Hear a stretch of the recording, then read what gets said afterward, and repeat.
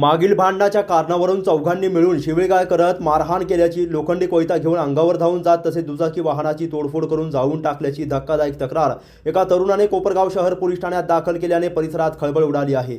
या प्रकरणी ओम पोपट परसैया राहणार धारणगाव तालुका कोपरगाव याने दिलेल्या फिर्यादीनुसार सोमवार दिनांक 27 जुलै रोजी दुपारी 3 वाजण्याच्या सुमारास ओम परसैया व त्याचा मावशीचा मुलगा ओम परदेशी हे धारणगाव रोडवरील किशोर वाईन्स समोरील चहाच्या टपरीजवळ मजुरीचे पैसे घेण्यासाठी गेले होते।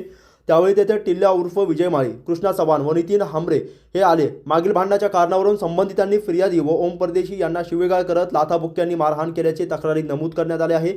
यावेळी आरोपींपैकी एक जण लोखंडी कोयता घेऊन अंगावर धावून आल्याचा आरोप ही फिर्यादीने आपल्या तक्रारीत केला आहे। त्यामुळे जीव वाचवण्यासाठी फिर्यादी व ओम परदेशी यांनी घटनास्थळावरून पळ काढल्याचे फिर्यादीत म्हटले आहे। दरम्यान त्यानंतर टिल्ल्या उर्फ विजय माळी, कृष्णा चव्हाण व समाधान चव्हाण यांनी फिर्यादी याच्या दुचाकी वाहनाची तोडफोड केली। एवढ्यावरच न थांबता संबंधितांनी वाहनाला आग लावून ते जाळून टाकल्याचा गंभीर आरोप फिर्यादीने केला आहे।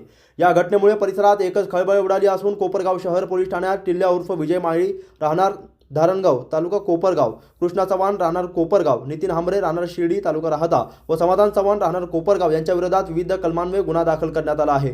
या प्रकरणाचा अधिक तपास कोपरगाव शहर पोलीस ठाण्याचे पोलीस निरीक्षक उद्धव डामाळे यांच्या मार्गदर्शनाखाली कोपरगाव शहर पोलीस करीत आहे।